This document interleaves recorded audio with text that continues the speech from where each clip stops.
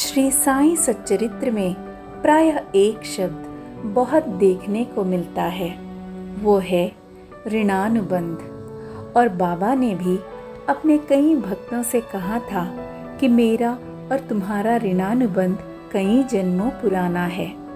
इसी ऋणानुबंध के कारण ही मेरा और तुम्हारा मिलन हुआ है।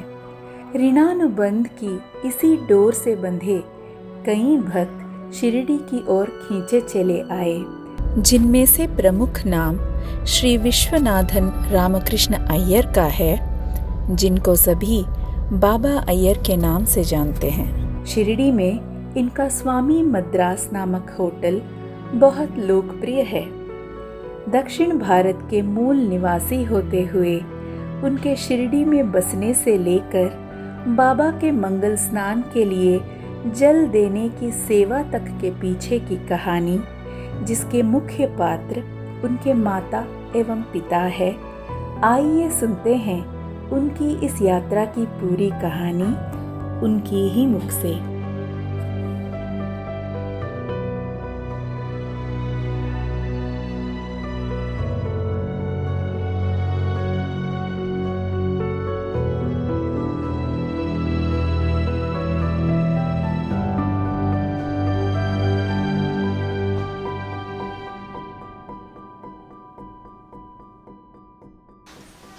श्री साई भगवती नमः, श्री नित्यानंदाय नमः।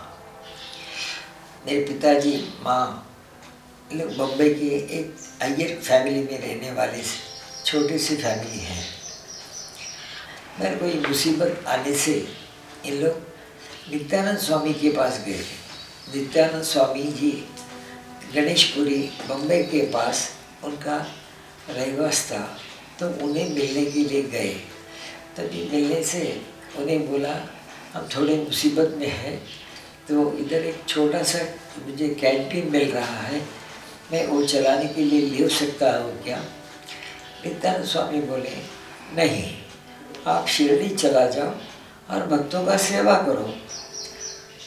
तो पिताजी बोले शिरडी सेवा कुछ मुझे नहीं लग रहा, मैं तो मेरे उपजीवन के लिए पूछ रहा है। नित्यानंद स्वामी ने कोई जवाब ही नहीं दिया।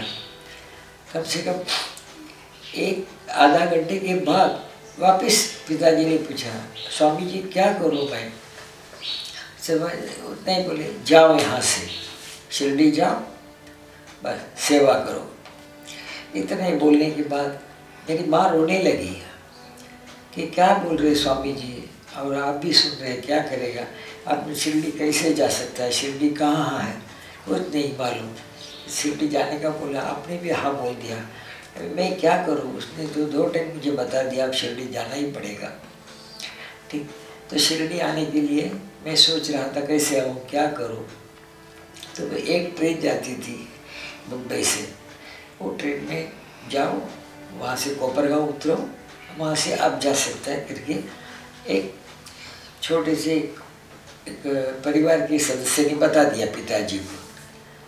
तो माँ और पिताजी एक सादा सा थैली लेके निकले। वहाँ से निकलने के बाद गाड़ी का टिकट निकाल के कोपरगांव में उतरे। तो उतरने के बाद सुबह का वो इसका वक्त है, सुबह सुबह करीबन 3-4 बजे होंगे शायद, ऐसे कुछ मुझे पता नहीं इतना, पर डार्क टाइम था इतना। आने के बाद बोले यहाँ से कैसा जाने का? तो ये लोग बोले बैलगाड़ी करके आपको जाना पड़ेगा, दूसरा तो नहीं है। तो बैलगाड़ी करके आए तो गोदावरी नदी तक आया और छोड़ दिया उसने। मैं बोला आगे आपको अपना छोटा सा होड़ी में जाना पड़ेगा। तो बोला होड़ी? हाँ। बोला इससे आगे बैलगाड़ी तो नहीं जा सकती, पानी बहुत था गोदावरी में। फिर वहाँ से होड़ी बैठ के उस पार गए। पार करने के बाद वहाँ से दूसरी बैलगाड़ी पकड़ा और बैलगाड़ी में आने लगे कि शिरडी कितना लंबा है? बोला 1 घंटा तो पहुँच जाएगा आराम से, और रास्ता भी छोटा सा रास्ता था, मट्टी का रास्ता करके, और अंधेरा था, कुछ समझ दिख नहीं रहा था। तो ऐसे वक्त में उन लोग शिरडी आके पहुँचे। तो शिरडी छोटा सा गांव था, हर जगह पेड़, छोटे पेड़, जंगली पेड़, ये सब था। कुछ समझ में नहीं पाए लोग क्या करें, कहाँ जावे करके। तो भाषा भी नहीं आती थी, तमिल भाषा का, यहाँ मराठी चलता था और हिंदी पिताजी को थोड़ा थोड़ा आता था, माँ भी थोड़ी बोलती थी, इतना समझ नहीं पाते थे। फिर आगे निकल जाने के बाद एक आदमी बोला, आप आए तो शिरडी पहले आए, तो एक काम करो, शिरडी द्वारका माई जाके अपना माथा टेको, वहाँ से आपको आपका रास्ता मिल जाएगा करके बता दिया। ठीक है बोला, द्वारका माई वहाँ से ढूंढते ढूंढते आए द्वारका माई। छोटा सा गांव था, द्वारका माई बहुत बड़ा था दिखने में वो टाइप। बोला वहाँ के पिताजी माँ बैठ गए और रोने लगे कि हमें ऐसे से बाहर नित्यानंद स्वामी ने भेजा है यहाँ और सेवा करने को बोला। क्या करे सेवा, क्या करो, कुछ मुझे समझ में, ज़िंदगी में कुछ सेवा किया ही नहीं, तो सेवा करने का कैसा है ये भी मुझे पता नहीं है।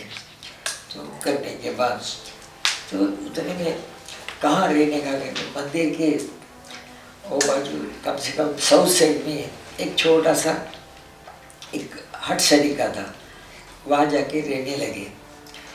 रहने के बाद वहाँ से करेंगे बाबा का सुबह उठना, स्नान करने का, पूजा अर्चना देखने का, कुछ देख, बाकी तो कुछ काम नहीं था करने का। चले गए, ठीक है। और जैसे जैसे गया तो बाबा का वहाँ से कुछ प्रसाद मिलता तो वो खाते थे। फिर उसके बाद थोड़े से बाबा ने वो कब से 1-1.5 बरस ऐसे वक्त चला गया था, पर मुसीबत इतना बढ़ता था कि लोग को जगह क्या करूँ मैं, अभी तो कुछ मैं समझ में नहीं आ रहा, यहाँ भी नहीं वहाँ भी नहीं, और अपन फंस गए इधर आके। ऐसे माँ को लगा तो देखा, बोला कुछ ना कुछ इसमें रास्ता निकालेगा, इतना बड़ा महान आदमी ने अपने को बोला यहाँ जाओ करके, कुछ ना कुछ उसके बीच में कुछ राज होगा, ऐसे करके पिताजी ने बोल दिया।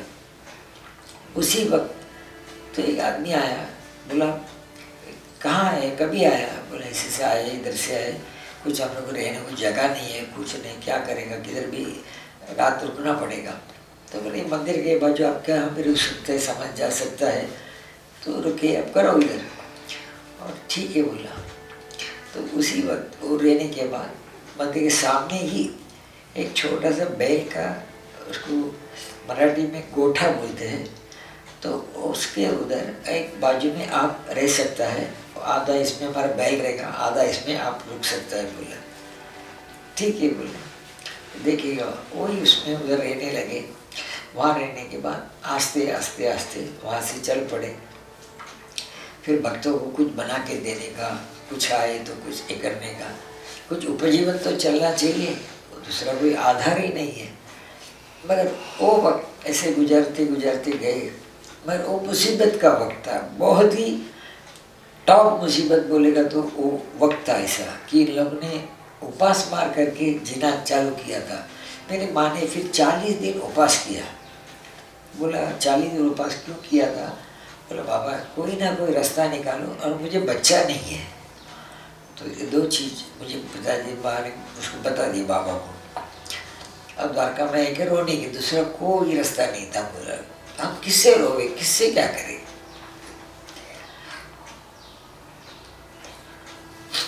वो वक्त उसके बाद तो बाबा ने कहने के 40 दिन के बाद, उसके 1-2 महीने के बाद माँ प्रेगनेंसी हो रहेगी। फिर उसके बाद मैं पैदा हो गया। जब भी पैदा होने के बाद तो ऐसा लगा ठीक है, बाबा ने आपको बच्चा तो दे दिया इधर आके, कुछ नहीं तो अच्छा हो गया। बोला ये करके उसी वक्त तो बाबा ने इतना किया था। बच्चा देने के बाद एक खुशी रौनक आई कि ये बच्चा पैदा हो गया, इतना अच्छा हो गया, ठीक है तो मेहनत करके कुछ ना कुछ करेंगे। बोले तभी 2-4 वक्त आए, 2-4 वक्तों को खाना बनाने का, खिलाने का, उस नहीं का, ऐसे करते करते आगे बढ़ गया। बाबा ने उसको रास्ता बता दिया। और एक टाइम ऐसा भी था कि खाना का मुश्किल था बहुत। फिर वो खाने के लिए सुबह बनाया चीज़, शाम को वही खाने का। तो ये उनका एक जीवन था। और साथ में बच्चा भी साथ में है, तो बच्चा की तो कुछ ना कुछ देना पड़ेगा। तो वो जो मालिक था जिसकी जगह वो रुके थे वहाँ, वो बेचारा वाटी में दूध लेके आने का, बोले बच्चा को पिलाओ करके। एक एक वो मुसीबत में आनंद का क्षण था वो, आनंद बच्चा हो गया, मुसीबत ये, दोनों कॉम्प्लिकेशन एक ही रास्ते पे चल रहे थे। फिर भी महसूस होता था बीच में बाबा क्या करो क्या करो, मगर ऐसे वक्त जाने के बाद एक रास्ता बदलते गया, बाबा ने एक रास्ता बताते गया और आगे बढ़ते गए। छोटा सा वहाँ एक बोलेगा तो एक खानावळ शहर का चालू किया था। फिर खानावळ से फिर सुबह नाश्ता बनाने का, दोपहर को खाना बनाने का, बस इतना बने के बाबा का सेवा करने का। सुबह उठने के बाद इतना ही काम था, हर मंदिर में, हर जगह, चावड़ी, द्वारका में, गुरुस्थान, हर जगह जाके रंगोली निकाल के आने का, उसका यही सुबह काम था। आगे बढ़ते गए तो मंदिर भी एकदम सभी सब दरवाजे खुले थे और सामने मंदिर था। तो काम है मंदिर में जाने का, काम हो गया इधर आने का, ऐसे इनका दिनचर्या चालू था। और उसी वक्त क्या हो गया, तो रेस्टोरेंट, बाबा के रेस्टोरेंट बढ़ते गया, रेस्टोरेंट अच्छा नाम से चलना लगा, 10 आदमी ज़्यादा आने लगे। इन लोग भी मेहनत करते करते आगे निकले। तभी मंदिर में से वो करने के टाइम जब इधर एक बावड़ी था छोटा सा, वो बावड़ी से पानी क्या करने का, गर्म करके हम लोग होटल में यूज़ करते थे। तो एक दिन ऐसे बोले मंदिर में का जो बम था वो गर्म नहीं होता था। बम बोले तो गर्म पानी करने के लिए पहले कॉपर का एक उसको बम कहते, मुझे हिंदी में पता नहीं उसको क्या बोले। तो वो बम के अंदर एक पानी ज़्यादा गर्म नहीं होता था और खाली समाधि था, बाकी कुछ नहीं। तो समाधि के स्थान के लिए पानी चाहिए। तो इन लोगों को बोला ठीक है। तो सामने अपना होटल था, वहाँ से गरम पानी चूल्हा में गर्म करने का, लकड़ी का चूल्हा, वो चूल्हा से पानी गर्म करके लेके आने के समाधि जुटते थे। और कभी ऐसा भी वक्त था समाधि पे हर गुरुवार को वहाँ कहाँ से भी कहाँ गर्दी आती थी।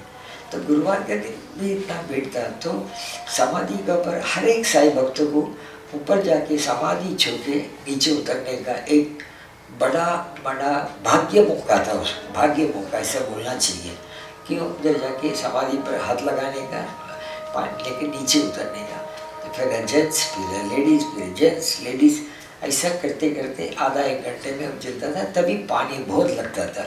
तभी समाधि में हर एक आदमी हाथ लगा के नीचे उतरते थे। तो ये दिनचर्या चालू था बहुत दिनों तक।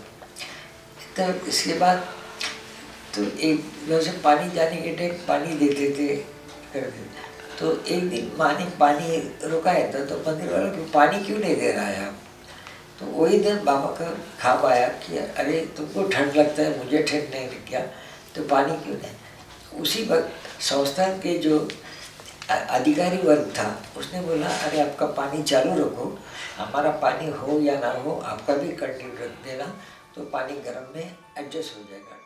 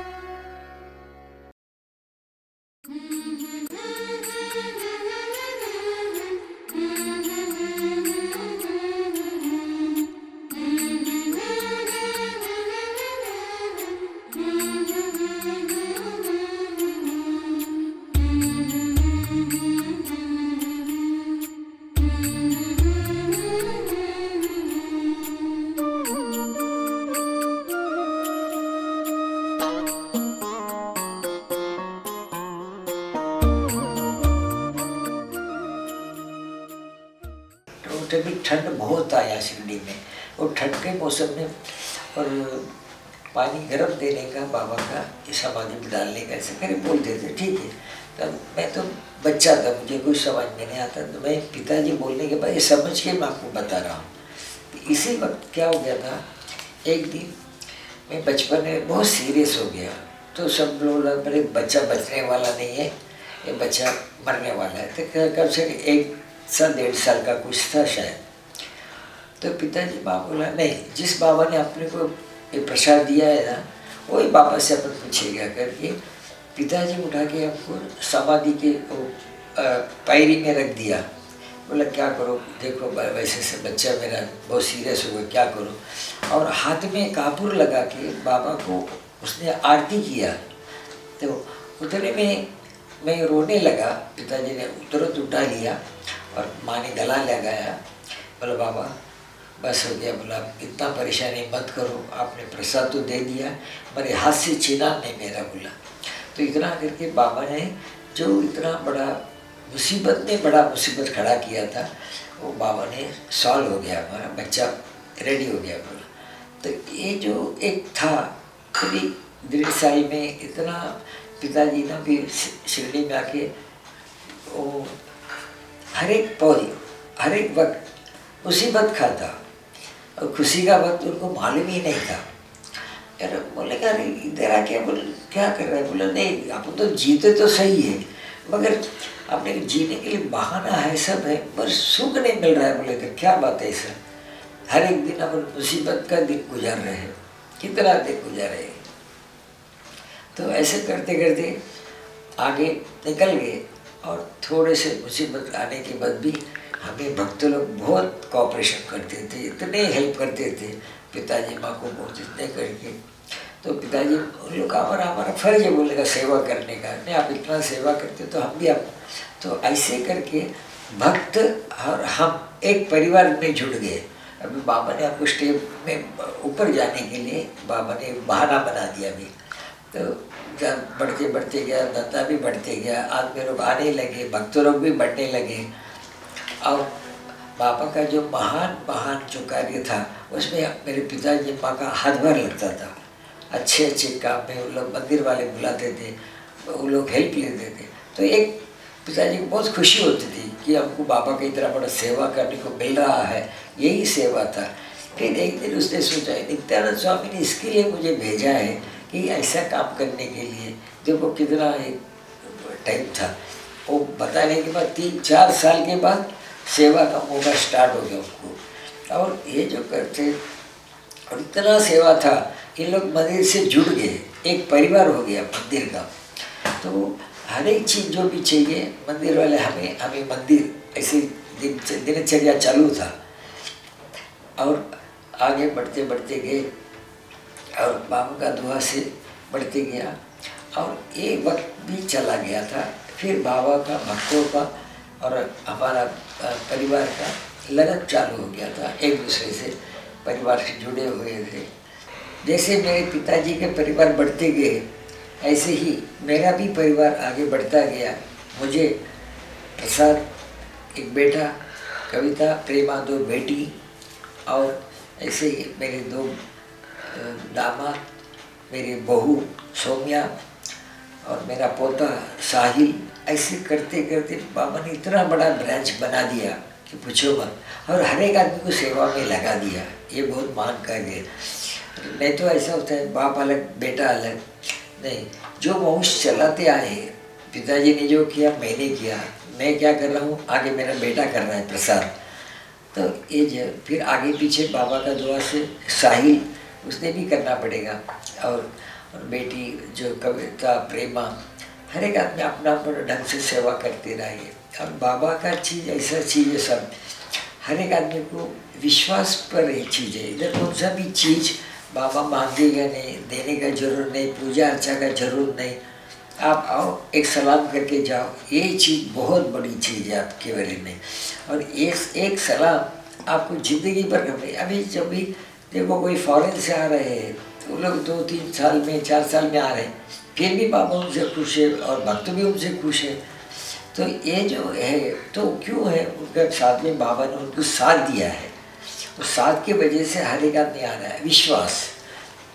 विश्वास से ये सब काम हो रहा है। और बाबा का यही चमत्कार हर जगह बाबा का, इसने तो आप आओ, आपका चमत्कार लेके चला जाओ, ऐसे कभी नहीं बोलेगा बाबा। आप आओ, आपका विश्वास दृढ़ हो जाओ और मैं आपके साथ में हूँ, इतना ही बाबा का संदेशा है।